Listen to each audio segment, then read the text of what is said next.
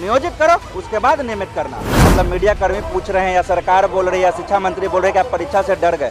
आपको जब परीक्षा लेना था महाशय तो 3.5 साल बाद दिमाग खुला है क्या?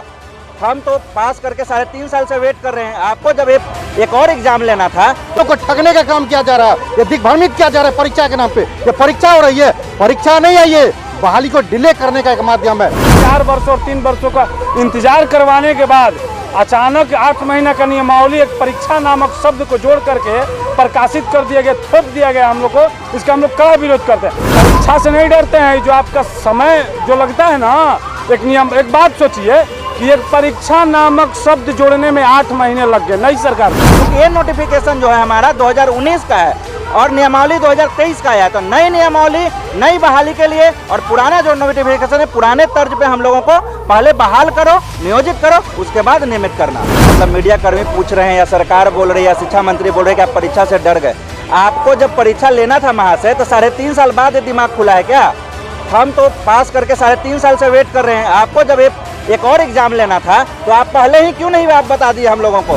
माननीय तेजस्वी प्रसाद जी से आग्रह है कि आप कुर्सी पे बैठ गए हैं और सत्ता के मोह में और कुर्सी के लालच में जो अपने वादा को भूल गए हैं और युवा को इग्नोर कर रहे हैं, याद रखिएगा 24 और 25 आपको सबक सिखा देंगे। नियमावली आने के बाद लगातार शिक्षक अभ्यर्थियों के द्वारा विरोध किया जा रहा है और गर्दनीबाग धरना स्थल पर विरोध जारी है। सीटेट बीटेट एस्टेट के अभ्यर्थी एकजुट हो गए। देखिए यह तस्वीर जो है गर्दनीबाग धरना स्थल के तमाम अभ्यर्थियों को आप पहचानते होंगे, हमारे चैनल के माध्यम से देखे होंगे। तमाम अभ्यर्थी एक साथ आ गए हैं, जुड़ेंगे, बात करेंगे। लगातार अलग अलग प्रदर्शन करते थे, अब एक साथ आ गए। देखिए ये नियमावली की बात है और बहाली की बात है, 7वां चरण बहाली की बात है।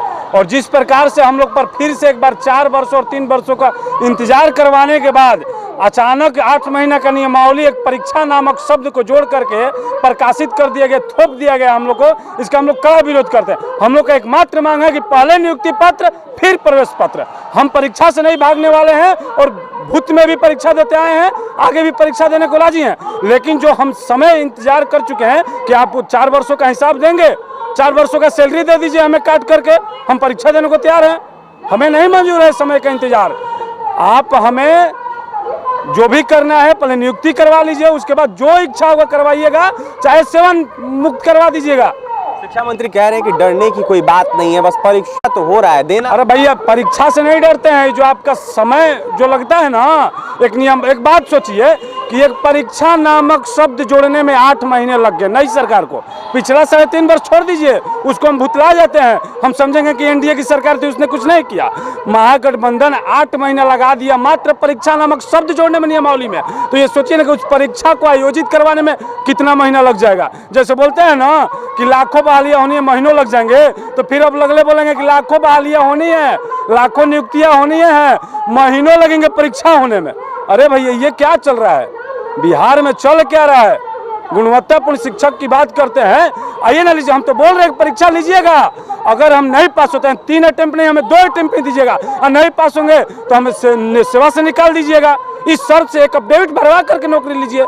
जैसे एक अपडेट भरवाते हैं ना कि दहेज नहीं लेंगे, धूम्रपान नहीं करेंगे, शिक्षक का भरवाते हैं परफॉर्मा, उसी प्रकार एक परफॉर्मा भरवाइएगा कि अगर 2 बार में हम अगर नहीं बीपीएससी क्वालिफाई करेंगे तो आप हमें सेवानिवृत्त कर दीजिएगा। चलिए एक साथ आ गए हैं, एक साथ अब आंदोलन कर रहे हैं आप लोग, क्या कहिएगा? देखिए सरकार से हमारी मांग यही है कि जो 7वां चरण है ना बहाली, उसको ये जो नियमावली 2023 उसे सीधा बाहर रखा जाए। इसके पीछे हमारा एक लॉजिक भी है। हम लोगों के साथ साथ STT 19 जो एग्जाम हुआ था 2019 में, उसके साथ साथ शारीरिक शिक्षा का भी नोटिफिकेशन आया था। वो भाई बंधु 1 साल से ऑलरेडी जॉब कर चुके हैं और 1 साल का वेतन भी उठा चुके हैं। तो आर्टिकल जो 16 है, जो 16 है संविधान, उसको सीधा तौर पर हम लोगों का भेदभाव के तहत हम लोगों का जो अवसर में समानता है उसका कहीं ना कहीं हनन हो रहा है। और संविधान से ऊपर ना तो ये विज्ञापन है ना भी कोई विज्ञप्ति होता है। तो सबसे पहले हम लोगों का नियमावली भी संविधान से ऊपर नहीं आता है। तो हम लोगों को सबसे पहले आप नियोजित करो, उसके बाद नियमित करने के लिए जो भी पैरामीटर गवर्नमेंट सेट करेगी उसके अकॉर्डिंग अगर हम फुलफिल बैठते हैं तब हम लोगों को नियमित करना, अदरवाइज हम लोग नियोजित ही रहेंगे। इसमें हम लोग को कोई प्रॉब्लम नहीं है। लेकिन सबसे पहले 7वां चरण में जितने भी शिक्षक अभ्यर्थी हैं सबको पहले नियोजित करना होगा, क्योंकि ये नोटिफिकेशन जो है हमारा 2019 का है और नियमावली 2023 का आया। तो इस नई नियमावली में ऐसा है क्या जो तमाम अभ्यर्थी बिहार के जो है वो विरोध कर? देखिए जो नई नियमावली है वो सबसे पहले जनप्रतिनिधि को ही समझ में नहीं आ रहा है। अब शिक्षा मंत्री जी से उस पर प्रश्न करिएगा, शिक्षा मंत्री खुद कहेंगे हमको ठीक से जानकारी नहीं है। तो शिक्षा मंत्री जी नहीं है, ये समझ लीजिए शिक्षा मंत्री है, एक नाम का ये प्रोफेसर है।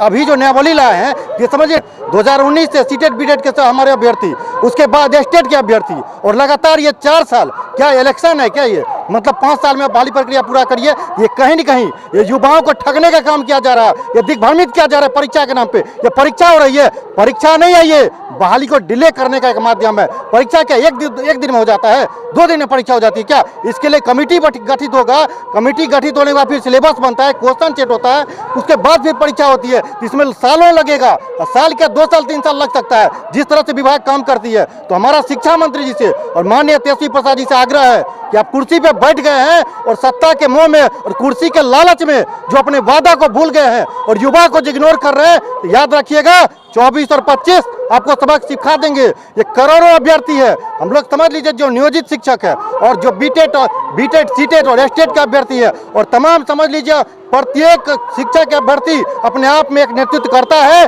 उनके पीछे बहुत सारी जनता है, और समझ लीजिए हम लोग के एक इशारे पे